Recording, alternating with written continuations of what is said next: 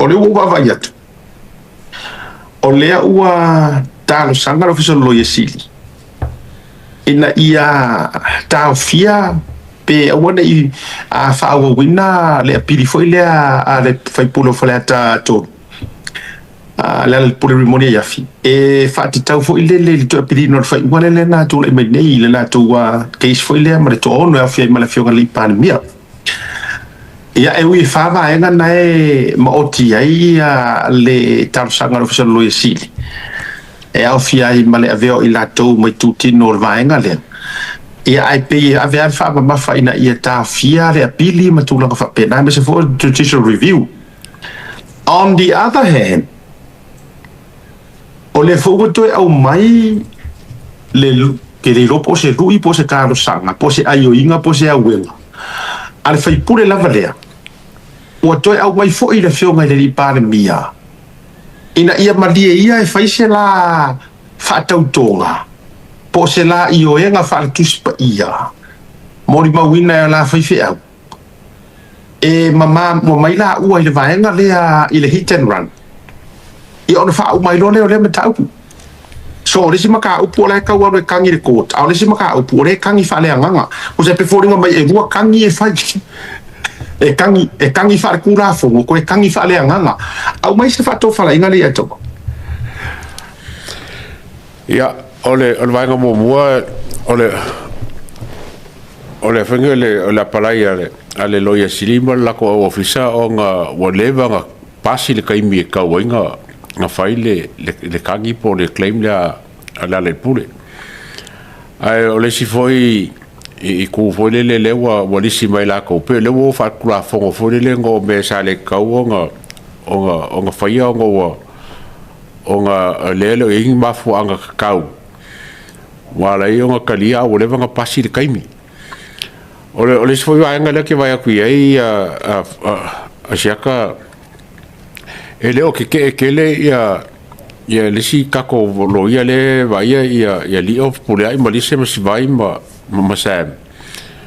i le application lea le Loia Sili e fai le o keke e foi ia le official Loia Sili o lo lako representinga ia le palemia ia ke aula ia pe o ala le kulafogo ai ia ke au foi kaua o faakaugu pea ua paugea le auala e mafai ai o ngā mai limogi kongu i le whainga o le whaamsingonga lea. O lau saunga fo le whapea o le whaakankangi a le ala i se la whaakaukonga. Le sa vai e anga ngei le kai le fiafi. Ia o kuanga o ngau a le ala e koe langal mka upu lea le fo i pack up e lako media lea HPP. Le lui lea o mai e whase la whaakaukonga sau ia malanga Faasa'O a lako. E mo kwa le ai a se wingo le mea langa ele o afia ia el palemia il faso le hit and run o ia le la lunga ele lo swafa ole lui le e kau fa aku ya sam e kau on fa aku ya sam mai ele mia makupai o la ko ia kau mai fa kau konga le lui ele ala ia el palemia ele kau on afia for palemia langa lui a inka ka afia le o fa a inka ka afia o sam o ia le mia makupai o ifa fangila ko konga po la ko le pelo le mele o i tau te vai ai e pe wa amata na tau fa le tonu tu o fa le tonu ma fo le le o le sanga tonu le ma fo le le o le to inga tanga ta fa pe ai o le fasili fo a o siana foi Faasa'O Puno, a sia na Faasa'O se ia vi foi ese fautuanga. O sa o lau mele o sa o kanga kare ke kangi ia le mele. I mean,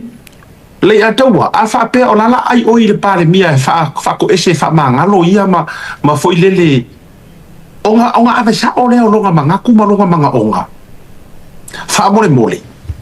Ava kunga o ia faisanga fa kau konga le puspa ia. I luma ai kako ai fala u mara ku ku hoilele e fa akumulia le stadium mara si grandstand like lai yo ia pia ai i vai sanga fa ka ko a hoilele ai mai uma Faasa'O mau e kalesia uma e mai hoilele mai e fa ala poko Faasa'O uma nga foi lo le ona le pure lo nga ko maran kuspa ia ai fai e sanga whakauko e saka kaunga karusanga le pale mia fai le mea ngā mō ia a ole mene ole tau mawhai fua e vatu ole ale mea la whakauko ai fua ma kurowa ole ale mea la whakauko ai ma la audere mali e toa ia ngā whakauko ngā ngei e le hai ma se mōli mau e kasi o sa ora vea mai ai ngā masalo mia la audere mali e toa ngā la vea ai ka mikiki lea ole mea le ke whaia pe a whapea e kukusa le leia kua inga le kua iai oe. Whape ngā fo i le lau le mari koa. O ngā kau iai lea o se mā fau le lei, e tala whea unga lou mana onga. Ale lai oso e ke manga ke whakau kom, o le ale mea pare mea ka whai. Tator whesiri lea o te le mana malama. Ia, to o kei lor ka po kau a fiar mā fau ole whaipuli. Wale maunga ia ngi ma fo wale o le la lenga mo fa ka ko fo ma le la au le mari to por par le fo par mia o ye se ko inga nga la vea i ku au par mia por ko mele nga fa mai ngi por ko mele le nga fa mai ngi le ka o mai ku la e pa fa mai o ta mai titi na fa si mai o le mea la nga e le se fa ka ko nga o se mea nga o le pau le mea o le o mai o le su le ku le pa la nga education le e ka kau i leo mar maka mare ko mesinga o leo o lo il temile nei e ta taula ona to e fai la su enga o fa makalanga ia langa ile mama fa makalanga ia ku le epa le o sa ngo mai fo mai or ka mai kiki nga fa si o ku no wa pelenga a inga male mar liwa yo le tali ia tu ai fa mai nga fa si o mai or ka makia i va vai fengo fa punga o i tonu ale a tau le tau ala va mai ai le seika le o fa por kiki le ka o mai tu tonu fa pe fa bas fa ka ko ngale fio ngal parmia o ngo le la fa tango fi tau fa mo i le la tu tara fatu le la ka mo fa ya la ko e ka fa mo i le kala faku ida ia se masalo mianga longo winga ka fo ilanga fa se fa ka ko nga a pale mia por sunga la o le maleto la ngo le fo o le la ka mo fi va nga fa do story o me le ai o le me fi fa mangingo sa mo ma fa fo mo ko ila e pa mari mongi le ai le luang story o me le nga le kasia nga hit and run ele se mera i ko me ele se foul play o mera fo ile po le lava le tulanga pa i valea manslaughter o po le fa mo inga le ai ma se nga mea o afie ku nga o le hit and run lava pilioka lono winga sa o le lo sunga le atawa su mai ali mongi le o manga lo Samuel o mai ke lo foi makua i kadisa paia le Samuel u kai mirege se lua fa ka konga fesanga i maka pe o lunga ri fa i poipo pula le si maka o le si or kanga ka emo solo or kanga karnga mo wa ngala pe ale to na kongwa o me foi o que le o mar mai a sia kamare fa fonga foi ka ko o le fa kwa umalava nga fi onga fai le fai unga foi fa masingo ilang kangi le fai ne fa ka o le foi la o ku fa masingo funga e ko o le so se fulu o you lai e o ko a mai se update mai fa masingo mar kulanga o la ia ma se kulanga foi se o sa fai le hearing pole po la pol me fai foi kusai mala so le was fulu ai e o mangafi ai sau fai lang ko ki fa ko se ai la ko foi que lo po wala ngal melo me sen mai ke ila mai ka foi fa wa ese malanga lu le fai mo bolanga lu mo fai mo pe fa ali malanga lu a langa lu ile ngafi pe fo linga mai la wa calm down langa lu pe o la ko ki ka kalo mai ko ki fa ko ese mai nga pa wa me ngai fa upunga ngai e fo linga mai ele kala fe ngai ai e ke au lava ia anga whapea e mongi lunga whiga ngalo le meren kausa fo lunga o ia po kalama ingo sia whapea ai le aru oro ofisa kui lo ofisa pare mi fai fa sera kala ia ai alu ole mo kwa ingo sia la por mele ngalu sa wela nga fai mera faringa a fai ingi se fifi ai ia le akos korse la wa anga kanga kole le tapi fifi ai se ame wa lai onga le fio I o le official pale mia e fai fa le sera kala malo ia fa le sera kala.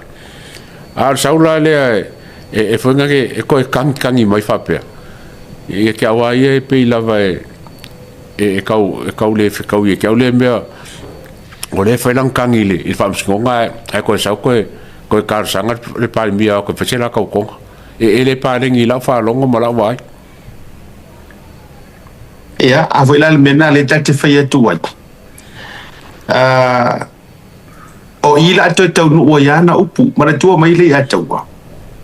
O lela ato e tau nuu mai a iana upu ia na ia fola,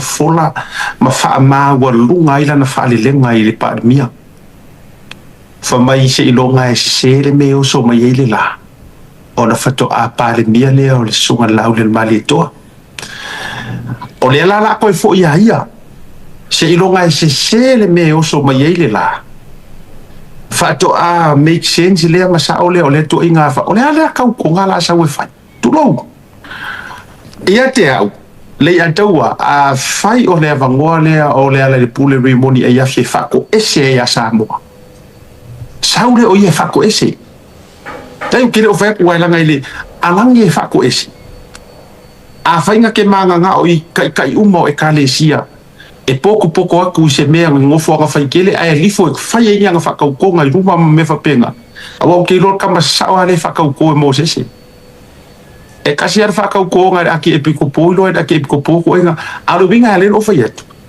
alifo pe aruange ngai ya aruange fai la fakauko ngai anga o ia le ku ia le morima a fai fo ina ye se la kula ke ko rua e sa o ila usawanga Samuel le ua free ia sunga Samuel la foi la utela longa ua maua le se finga ngalo le leo Samuel e a lui fo le anga ato e fo ia itala Samuel ia nga fai le anga lui sa o Samuel manga ko oi o fengi me anga lui Samuel ri mongi ale sa ru mai pare mia mana tu fo ile video Samuel wa ia na video ese ma fa tau tonga lunga oi le fa tan no nga lunga tau tai ai si video nga po fai me kamaro se le fo mai ya oela di bong o pu ya oela di bong a e fia kari ko wala sau kao va susu mai la a fa mai li bong ke mingi susu wange kari ya Samuel ngale du ya koi o le tangata na eli foi o e fe kau ile le ya le du nga ya oi ana nga ole mo ke mala malamba le mele ala ina e fia o so nga i ole pale mia o le tau su enga ai o so alo fanga e fa ape ai tangata Lena o e tangata le tua i le mele le ai e nga o oe la vai ko kasi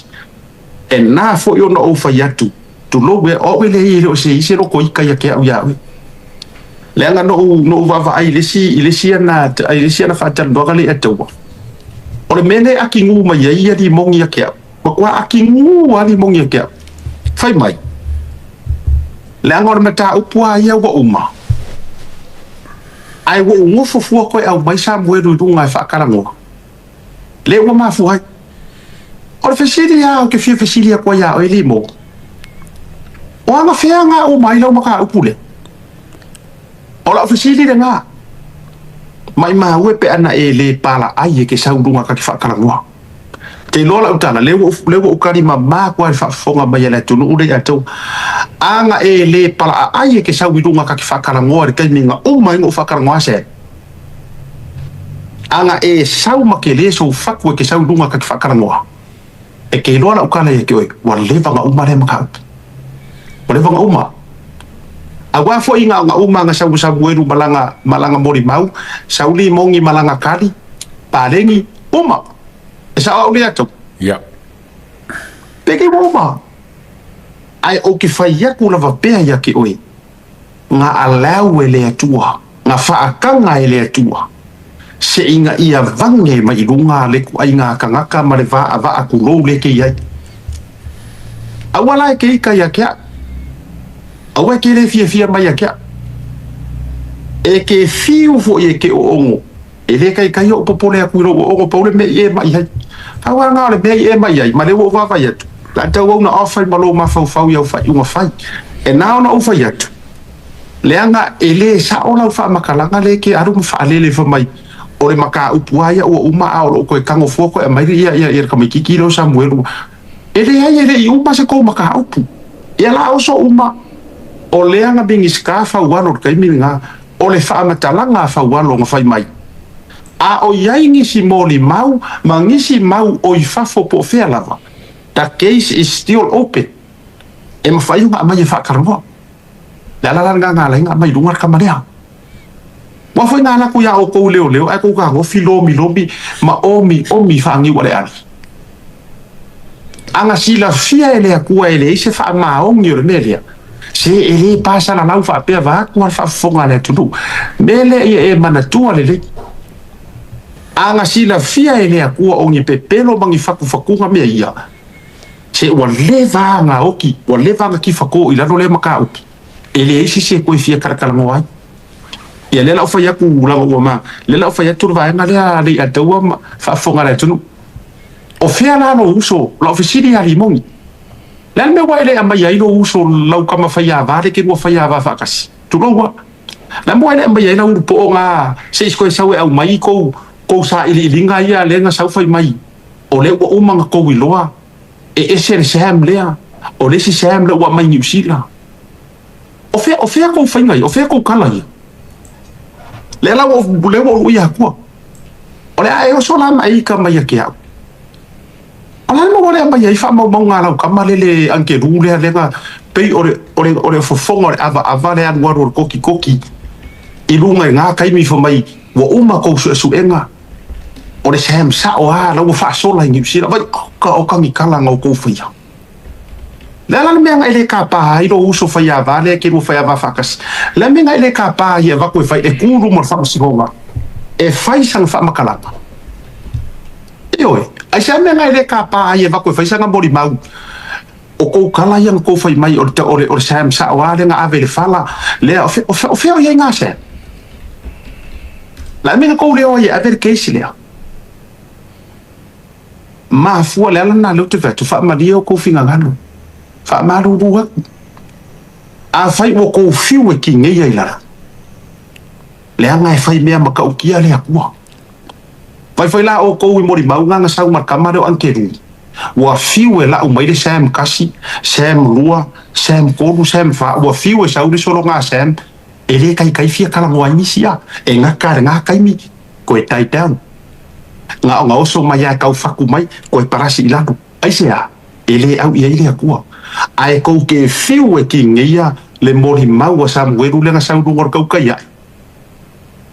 e shaina e agua e susurupia ai sea le ngo inga ile au kama kau le tua se ivangia i runga le la kau fa le ko mo moro ma fa ia la e so la lu il par mi e fa ni wo fa kau ko ona me par mi nga fa ile me ia le atau na o sisi mo tunga afara ngai maro e sa o le lava oi o ke le loa ia le ala po le ale whainka o le alu ia le whai mo wolanga ia kaukonga alu ia whailanga ia kaukonga ma whai loa me le kungu ulau whailanga kaukonga awa o ke le mamarama para me kaukoso koe fulpa le mia pe a whape o lai ilonga i whinga ngā loe whai alu e whai si makamakaku ia sa moa ilang kaukonga le voinga nga fai ngofia nga fai lang track test le voinga ko masal mia ia fa kai lo fai so elela se me len ka fi la foi ia fai lang ia kaukonga a bakulanga fai fiao kalo mangis fai fiao foi se loko fai marang kaukonga le e mga mia singa kau bak pe fa fai lang kaukonga o le si va nga foi le sia kai lo kau ma fa foi se okele lo po fai finga lo le li imale ma sai ninga la me kongo ngem ka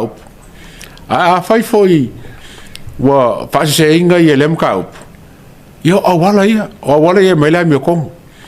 o le o ke ia wa se o palmia ale penga sango le fengo fa longo le video le vai her kala sa nga fa mai sau ka o fam siko a se alwa fa pui a se o e alwa fa pui ai mangingo ala kala sa longo wingala ai ska nga ka mga lu i fa ka konga lu i sam mai le fenga fa ya sa nga ko fa lu fa ka konga nga le na tonu lava le na le ya tawa peino fai atu ua matua faasanga ese afa lo fa kol mele ma wa mor kanga ka fa wa lunga ma fa ma wa lunga kai ka yo le tunu mana tua mai kusa po langa va ai ku loa e tai panga ku kusa I kausanga ku lo male ai ola tilo le na fa pe wai e ngofo ama praise ku la e pa pe ole akua ai va ai ma wana lo sunga la o le mari to awa ngaro wa fai va ese no pepe wa ese le la wa lunga male fa mangu yanga wa ya ile fionga le pare mia ora kai ole ku ai fai ai kala la fonga Faasa'O Sili ma fa ma wa lunga fa mai se longa se le me o soi ole ala le tua patatua upu ia wa e toe le o toe fo ia tu upu ia te oe ia ole ala wa kua mai le me ka upe wa fa le ko wa se le me wa ia ilo ma tu loa ele o kere fa ia ko se it is a real talk langa ele ma fainga ko ku fa winga le ko inga kanga kai sa we so nga fai ma so ka la fo mai ma nga ole nga wi ma ka la fo mai kanga ka e fa pena fo ilanga sa ia te ai pe no va to tele popole a wa fie ia sa u kingo wa fo ila a o le issue ele nga ke le ma fa ia o issues wa langa ke lo le ya ora ke le lo ga afia wa le fo inga ka milo fe wa I mai ni usila wa le va ma lo me nga kami mai ni usila ai le fa ia lo drug test wa le va kami solo kau kam sa ili fofo ma sa ili ingi vaenga fo ia ia anga sao mamongi wale vanga drug test mai le amakanga inga wala mongu ia ke isa according le mori mau sambo ai wale vanga kami solo ma kami solo eva solo ia betul nga fa pena alu wingala le na te fayat le la sa umare ko ai ngalu le fo ila afaya ke fia manga o ila mi ko kau fila wa pilinga kau fai lenga ole o manga fai le ruling e mamale la aulia le mali to mai se kau pure pulenga e fa fare pui pe ku ia oe e ala ile mori bawo samuel so ole ala o fai le ruling o nga mea e le la se mea la ko ya ru ko kau ko ya pilifua ai manga ia lo sanga iami e fa kali kai mi o ko ile hitan wan wala ngala o ko ya makan ko fa ka ngo samuel ma to fa a wa ia mori bawo samuel according e kusa yo le o stemilo of so ta to fo sunga samuel e ala fa pe mai la fo mai ona to e ave ye leo tu la ngo fa tal no nga e fa nga so lo ngor ka upuro hitan van ko si sila la o ila le o ke fa ya ku ngo fefe si ila e ta si ala wa va ye tu o fefe wa ale va ve o so ile melia e fa se le ringa ya la ka ko su al pese fo walo tu le afie o tu la kan ali ato io le nga o le wa fa se nga ia o le vanga le o malo lo le case ma o ma fa fam singonga fa le unga ia ko la nga ia ma o ke longa fo ia se si ko a siaka lo ke va ko le pe ka nga mai ia le si va nga fa wa le case e u yang fo inga fa la vale le am ka fo ia le al funga le Loia Sili ma la ko ofisa o nga ku la fa ku la fo fo le finga winga ngembe o ke al kai ai o ke karo a ia fa wa le fam singonga le fa popo ni vea ka ke le la nge ka ke masa sa la vai po fer ko ngembe a ko fo yo le o case le mo fa ia ma ko langa ia sia ka fo e ko langa ia me ko le venga ia ai ka ke le lor nga me ai ka ia o fa ka fo le o ko fa wa work case ai le la wa mai longa ia ko a mai longa ia ko mo fo mo la bongo e mo ka finga winga mo ka apule Setanga le ato ngar ko fia ko le so nga setala nga ile temo solo ila matanga ni me sa le seta ana anga fa pe vonga le umale le interview sen because all me sa all over it was supposed to be a news topic you know or the topic nga o me seta me ile si fa le fasalo pe le si foi podcaster yeah. And then automatically I'm gonna reach out Loia Sili ele fionga le Fefe Koe Keke ele faleta. Mas se fa tal noanga. So it to me at the time for ngakupanga me I didn't think much of it. Okay lo ole akusko fa pele ngim ka upu. E ke pele kala siaka aya nga li folonga pokala me fia finga. Fa pengi o mangi ka upu. Ele alu lo ke fa pele. pa o le whaafika au ni la ko o whaapopo e fwoi nge mea se atama le ato o le media. Because once he went onto that other platform, politicized a ko lor maka upu, personalized a ko fo ia le la wo ka ko o le koe ngā mea la lea whai aku whai mai, you know, it's just become so toxic. Wa whainga koe mea mama-ainga, whainga koe mea lo fionga a siata e whapea voi a le ato ia malo uia ka whakauwa ia koe ia Whaftai nei Whaftai sa o le leile whaasoa la fionga le lipule le ataua lenga a yeise si e piko sidinga mori mawinga le melea o le fionga ia nai ai pe no fat la vakua na whakikainga lea wa lai whafonga mai ia Limogi lai maka me kei miringi e la vatua whataitainga lea o le keisa le fionga ia lo au whakuloa lo au kene te sio koe mai a le suafa o le fionga ia lo au le keisa fo ilea lena mu mai ei whane o le ainga fo ilea ma sau wai manto fo na mua fo ia respondi e li tatou por kalame ona whailo ne o le whaatalanoanga mana tua mai ma whai whakarangoanga si tamama si o nalo fo ilea tamaitai ia ele koe kau au kalainga mea kukupu mai le ngā kaimi. Ina ua mai le whaatal noanga ma au mai le story e le vaenga lea. Ia ale tamama si o nāno male. Ia e whaakakau anga i alo au whaaloto i whale lava i tono.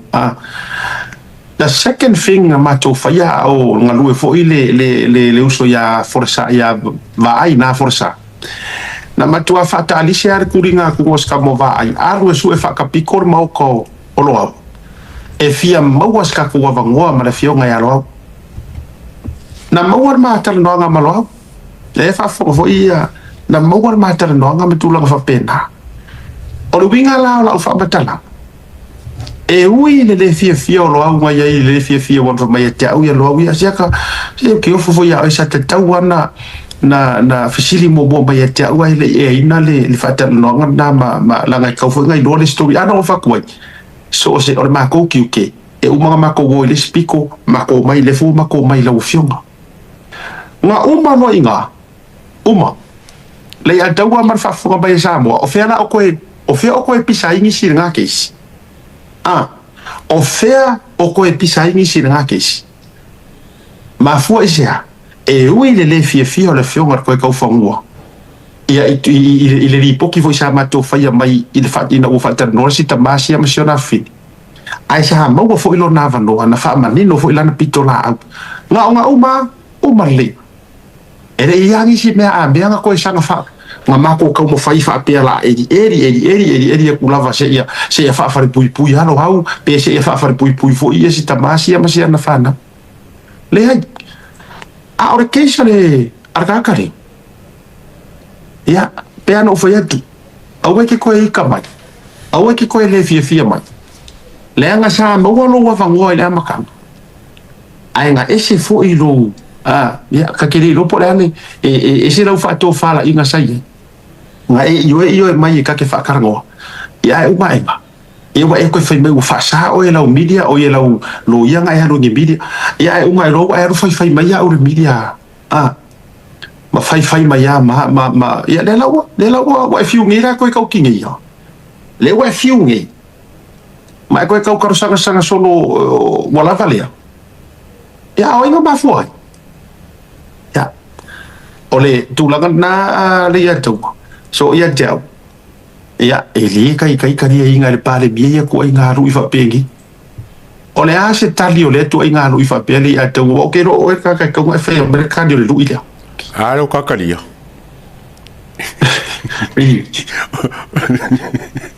Ele koe kari il par mio ka wa foi kari. Ia. Ora ar kari. Ele o mai masam fa la ka ko ngam sam. Mo aru e fai mo ran ka ko. Ia ba ia ku sa mo aru ko fa lan ka ko lang farsa mo lang fa fiam. Wa me uma sa ungi uma po o que le po ame fa ngai ka ko o ki fa pengi a siaka por me fa ngi fa malu vo ngai ka ko ai ma ku me maka ma me afakala ma e me ngai ku maka me fa penga ia o que lo pasa ngi me pengi ai me ngai ka ngaru e fa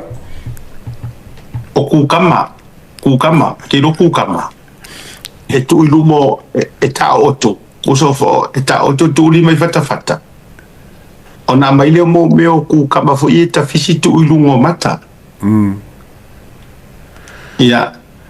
ia menga ka ngare fai fa mai ngai wa ka mo fa ma ngai ia ngamo la ia le ia wala no sam la ko ia sa fo ia fai ia wala mo a mesel ko le ko fa le o fo o le ala o sam o Yeremia makupai o kangi kango me ko menge wala ko le kele nga fie le ka pule lo kenge le uri ngai ke fo